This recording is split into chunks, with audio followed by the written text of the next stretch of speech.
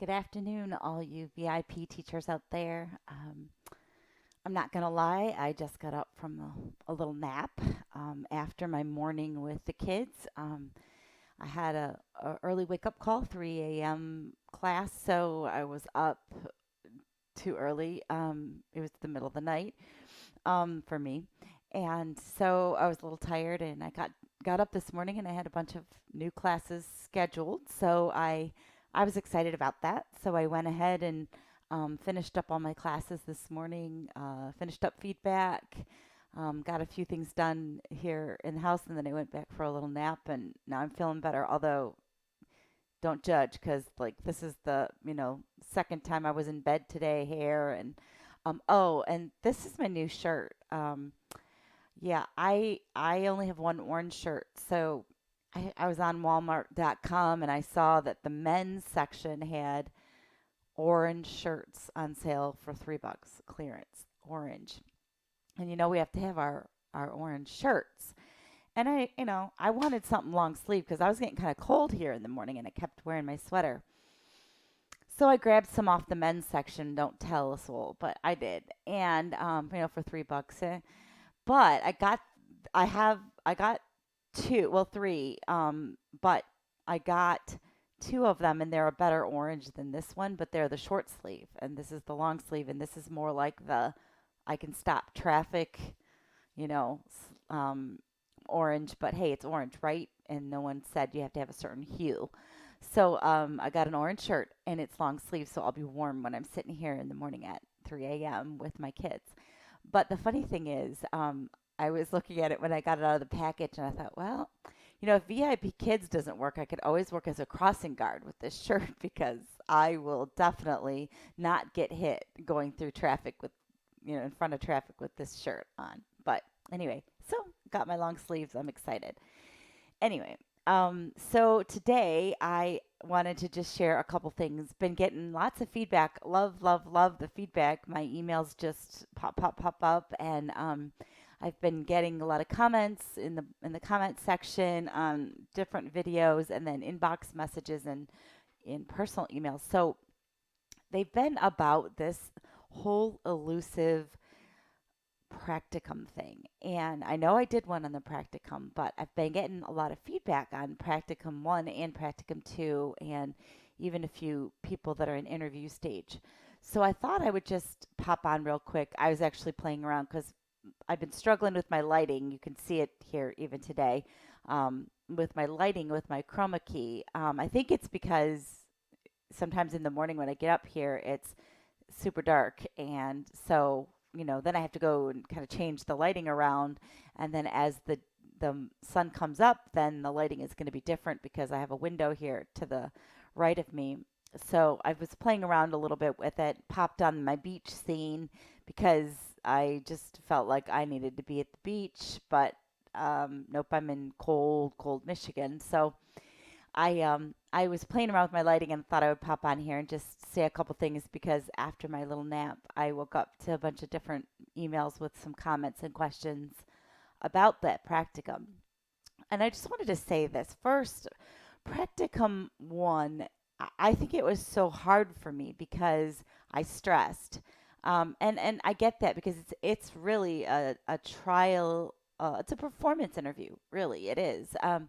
And so you have to kind of think of it that way because I know I had one lady say, I'm watching all these teachers on YouTube and the crazy things they do, and I can't, match up to that. And then I had another person say, like I feel like everything that they would want me to do for this practicum, I can't see myself doing it. I would spend hours and hours trying to prepare, and I would spend hours getting all my props just right and everything perfect. And it's really not the real nitty gritty of it.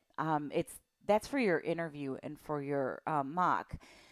When you're going to day classes, like what I did today, I woke up thinking I had two classes and ended up with five. So, there's a big difference in what I'm going to do for preparation because I can't sit down. And I know some teachers that have have that all laid out every. Oh, my screen just went blank. That was so weird.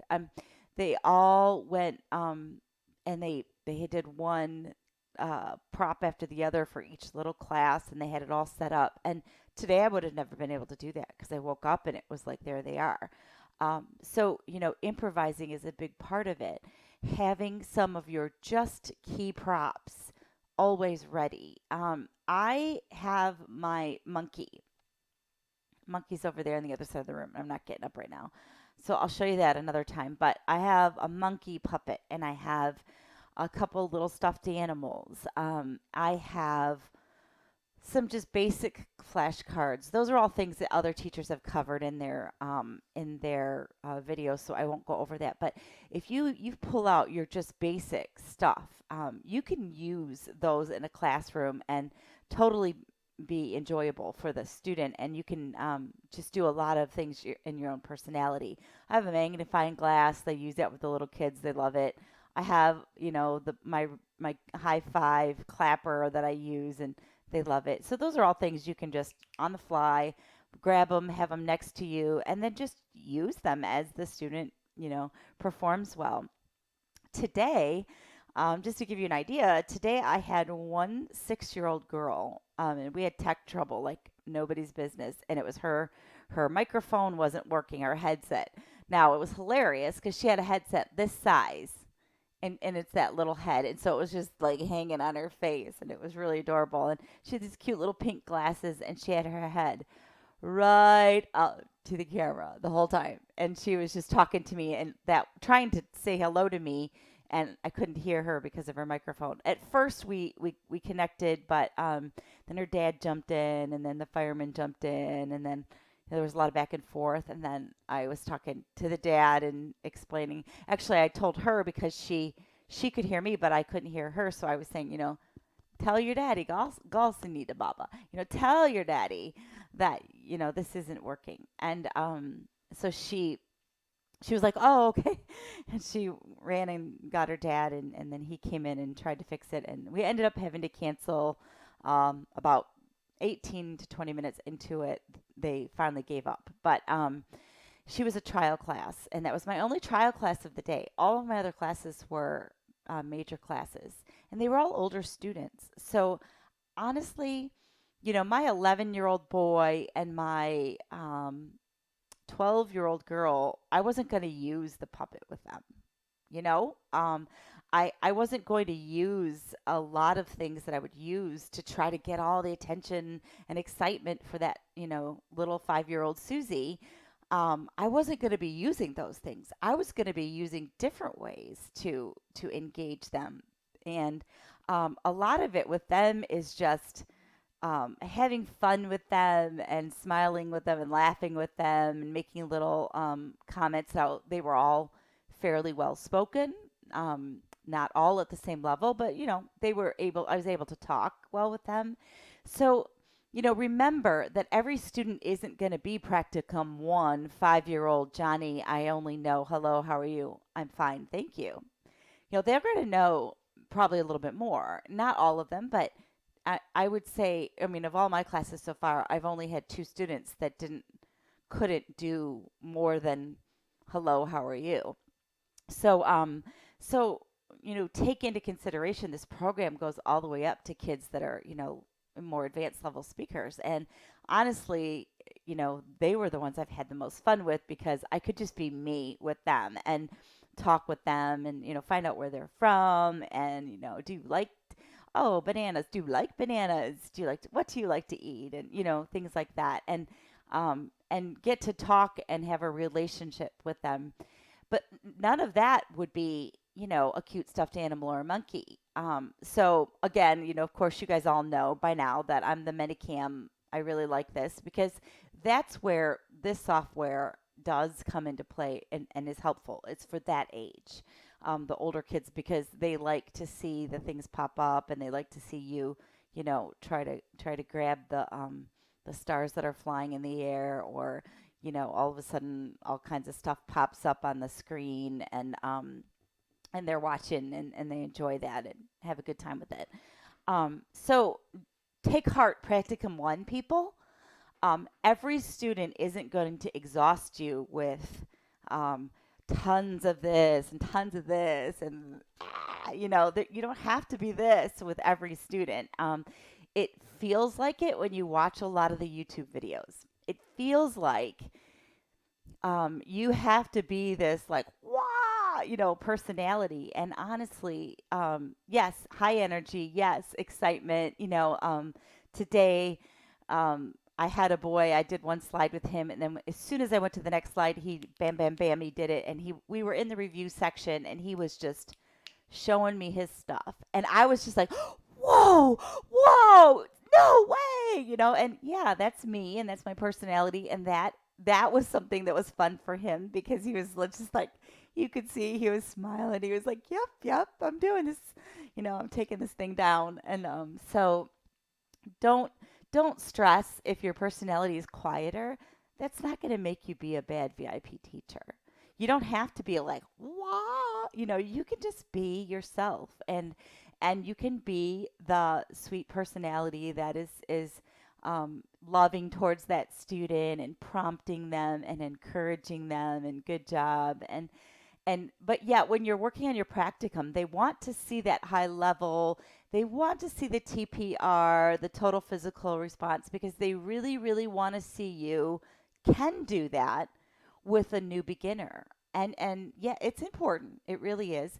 But they want to see that you can do it, but don't think that your entire, 6 classes back to back is going to probably always be that. A lot of times, you're going to be scaling it back, for the age group. I had a 13-year-old girl yesterday. She probably would have thought I was nuts if I would have been like, doing all this stuff. She really, really just enjoyed chatting with me, and she did like the things that I put up on the screen for fun, and she would always be looking for them, and um, but it wasn't like I had to pull out my puppets and I had to pull out and I didn't even need with her like flashcards or things like that because she's reading to me. So I don't need to be holding up all my flashcards and all my cool little things. I just did a few fun things with her and mainly just enjoyed her personality, and I tapered it to her need. So, you know, Practicum 1 is going to be exhausting, I think, just in preparation because you do have to pull your level up.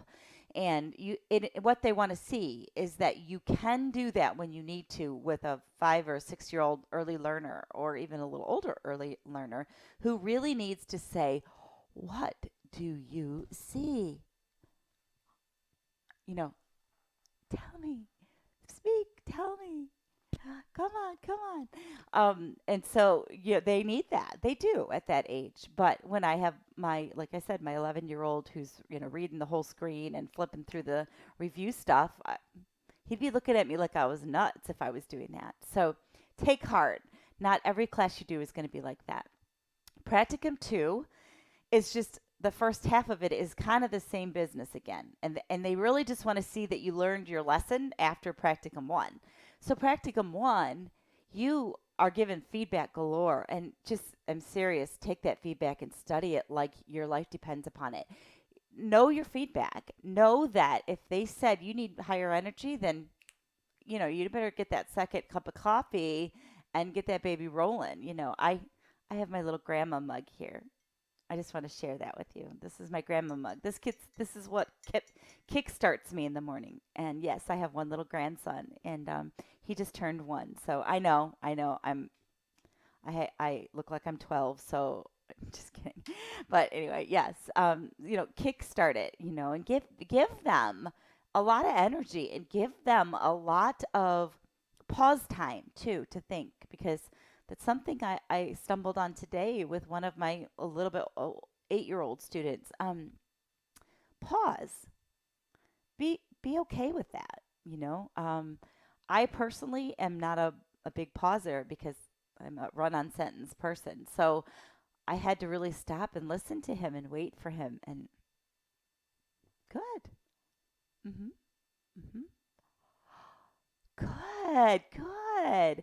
And wait for him to, because he needed to think it through. He needed to process, and that's good. And so use those pauses appropriately. And so if you come bombarding him with all this crazy TPR and you don't let him stop and think, he's not going to be able to have time to process what you're asking him. So your practicum 2 is is getting you ready to do that, because the first half is, okay, come on, perform, hit me with it. You've got to be on your game. Are you ready to make yourself clear to somebody with a lot of body movements and actions and animation and props versus words, because they don't know your words. Let me give you an example, real life example. Practicum 1 life example. Okay. I lived in China. My family and I lived there for a very long time. I was studying Chinese, but my first year there, I was like, I didn't know the things I needed to know in order to walk into the store and ask for chicken. I walked in and I remember looking and everything. There was so much meat there because they eat so much more of the meats than we do, and it's usually all right there. That I literally was like, wah, wah, wah. And then, I was kind of like, chicken, wah, wah, wah, trying to, and literally everybody around me just bursted into laughter. But I was like, dude, I just eat chicken, so I don't care if everybody laughs at me. And so I was acting it out, and I was, that, chicken, wah, wah, wah, So one of the first things I did was learn how to say this and that. Those are words that are simple, point, and then I did a lot of action. Um, um, One of the things that I learned there is that I watched what other people said. I watched and I listened to what other people said. And then I learned how to ask what I needed to ask. So I wised up as I was there longer, and I'd hang around at the restaurant. And, I remember we were at this one restaurant where you walk up to this little thing and you order it and then you sit down and wait. And we walked up, and I can remember listening to the person next to me, and they phrased what it was that they wanted. I want this, and I want this, and then this. And so then all I did was and then I was able to say, I want this, and then some of this, or two of those. And I knew those words at that point, but using them properly in a sentence was very difficult for me. So I heard what they did, and then I just mimicked it. And then, man, dude, I was using it all the time. I remember my husband sent me to pay the electric bill in the last city we lived in, and I had to go into this, you have to go into this city and go up to a counter, and I didn't want to feel like a little dummy, with my card, and like, what do I do? And I knew a lot of Chinese at that point, but there's just special words I didn't know. And so I stood at the counter and I listened to what the person ahead of me said, and I saw that they were doing the same thing I was doing. So I basically said what they said, and it worked. The person that it was receiving my payment didn't even blink, like they didn't understand. So we learn because we first see it modeled in front of us, and that's you do, or I do, and then we do, and then you do, which is what's being taught in all of our materials. I do, we do, you do. So I first saw the person do it, and then I went to do it myself. And that's modeling it. Just model it for them. And if you do that in Practicum 1, you'll do great. Practicum 2, same thing in the front end of it. You're going to do the same exact stuff. Take your feedback, study that feedback, make sure you know what you're doing. Second half, guess what? They talk to you. And I know we talked about this in the other video, but I wanted to just repeat it because I have been emailing with just a bunches of people about how to work through Practicum 2. And what I keep saying to them over and over again is they're going to talk to you. They're going to have some things that they can say. And so you don't have to say, what do you see? Because they are already going to read things for you on the screen.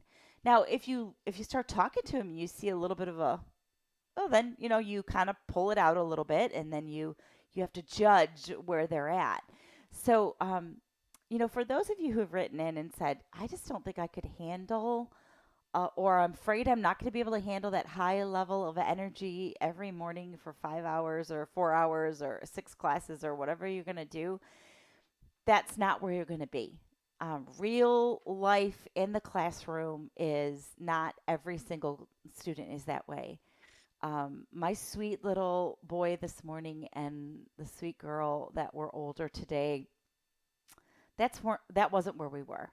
We were in the let's talk, let me ask you questions that are going to make you talk to me. I'm going to say things to you and then see if you comprehend it by asking you a question about what I just said. Those are the ways you're engaging that student. You're getting that mind going with that student. Whereas with your younger student, you're just getting words into their vocabulary and you're showing them what you do. This morning I did have one little girl who repeated everything I said. Everything that I said, she repeated. So I had to, she was only 5, or she was 6. I had to, with my actions, I had to get her to understand. Wait, wait. I say, then you say. You say, you say, good job. First, I say, good job. Now, you say, good job. So you're going to have to work with some of those ones that don't have the vocabulary, but they're little parrots and they'll say whatever you want them to say, but that's not going to help them to learn to interact with the language. Um, so there you have my little bit of piece of advice for Practicum 1 and Practicum 2. Shoot the questions at me. Oh, another question that I've been asked over and over again is this version, what I'm using is Manycam Studio Pro version, and it is a paid version, I believe. I got a discount if you look it up. Look up Manycam promo code or coupon code, and I think I got like $15 off. So it has been well worth it because I'm not running and searching the world over for props. Now, if you had a classroom before this and you have all those props, then you've got it. But I didn't have that. So this has been really helping me to kind of balance that out. The fact that I didn't have tons of props in my house. My kids are all grown. I'm just now going to maybe start to get some of the grandkids, some of those stuffed animals that he might not want or whatever. I can snag them from him and maybe I'll have some of those things at the house. But this has been my prop system in so many ways. Tomorrow I'm doing a class on that's at the beach, so that's why I was playing around with my beach background today. And so yeah, it's a great investment for a small amount of investment. You really can get a lot out of it. Getting the paid version, the unpaid version is equally as well. If you just want some props to pop up on the screen and you have a good background in your house and you just want to be able to float up some cool special effects and you want something like that to pop up. This one I haven't used because I think it probably scared the poor little kids. It's a puker. But I love it. It's cool, but I don't want to scare any kid and then have a mom send me feedback saying please don't put the vomiting smiley face or emoji up on the screen anymore. So I'm not using that one. But so that would be in your free, but in your paid version you'll get the ability to do a background screens and just tons of different special effects that come with it. You can use it on multiple devices. So there's the answer to that. Thanks to a couple of the ladies that have asked that question privately. I thought I would toss it on a video. The last thing of the day, this is getting long, so I'll just say my last funny story of the day. This morning, was an early wake up call. My husband is up and out of the house very early. He's a 5, pretty much out the door, up and out the door 5:30ish, and so he's up, before that, obviously getting ready, and so he's always up. But I'm just not gonna lie, I don't get up and do the skillet breakfast for the poor dude. He eats on his own, and I stay in bed. But he does let the dog out in the morning, and then the dog is in a pen, so he lets the dog out, puts him outside, and then he my dog comes and he'll hop in bed with me, and then we're still sleeping for a little bit longer. I'm not going to say how much longer, but we are still sleeping, and he's so used to coming and cuddling with me, coming up and snuggle at the end of my bed or next to me, that now when I get up here in the morning, he doesn't know what to do with the fact that I am not getting up. So I'm staying up. So I'm up and I'm getting my coffee. And so he was this morning a mess because it was, before 3 o'clock. And I was up getting my coffee, cleaning myself up and getting ready. And I heard him kept whining, and it was getting to like 7 minutes before class. And I heard my dog whining in the other room. So like, what is he doing? And that's only typical of him when he needs to go outside. And I knew he had already gone out. So I went in and he was laying up on my bed at my pillow, whining, like, where are you? And so I went in and I was trying to make him feel better. It's just he's a 7 pound Shih Tzu toy poodle mix. He's a little Shih Poo named Max. And so he's just laying there on my pillow, like, where are you? Come back in. Usually in the morning, I get up and I go get my coffee, and then I come back in and I hop in bed and I watch the news for a few minutes and I drink my coffee and or maybe have a little bit of breakfast. And that's what we do every day. And so this morning, that wasn't happening because I was busy getting ready for my day. So he's in there crying. I go in, I calm him down, and I'm like, it's okay, it's okay. Then I come back in and I start class, and I have my headphones on, and I have no idea what's going on. And I get done with my class, my first class, and I have a little break. I take my headphones off, and I hear him in there, oh, oh, oh, just tiny little whimper. So I go in there, and he's still laying at the end of my bed, like, where are you? Why are you not here in bed with me? This is what we do every day. So poor little guy has to make an adjustment to this new VIPKID early morning business. So I thought it was funny anyway. But so as soon as I got the chance, I had a little break in the action and I went and laid back down with him for a little while. I was like, okay, I'm just going to lay here and breathe for a few minutes before I have to get back up and go in and do another class. And then he didn't care anymore. By that point, he was so tired that he fell asleep, and I had to drag myself up and go do another class. But I thought I would just throw this out to you because of the questions. So Practicum 1 and Practicum 2, you can do this. Do not be intimidated. Do not think that all this hard, crazy prep that you're doing, you're going to do every single day. It's not going to happen this way. What you're going to do is get really familiar with it. The night before, you're going to go through your slides. You're going to see what you need, and you're going to say, hey, these slides are looking similar. Hey, this is review. And for me, I've taught the same class 3 times now, and I've only been teaching for a short time. So man, I knew what to do when I opened that class up. It was like, oh, I know this. Yeah, I just did this. Yeah. Oh, yep. We're going to do elbow, head, shoulders. We're doing body parts today, So take heart. Don't think that every single day you're going to be doing this for every single class. You are doing this for a job interview. You are not going to have to prep at this same level for every single class. Because if you did, you'd be dead. Like dead, sunk in the water dead. It's not going to be that way. So you'll be good. Do it. You can do this. And to some of my peeps out there who have been writing me and you're in the middle of preparing, keep going. You can do it. And any questions? Hit me up on the About section and send me a message. I'll answer you. I love it. This is fun for me to do. I'm learning as I go, but I'm passing it along, paying it forward. Have a great day.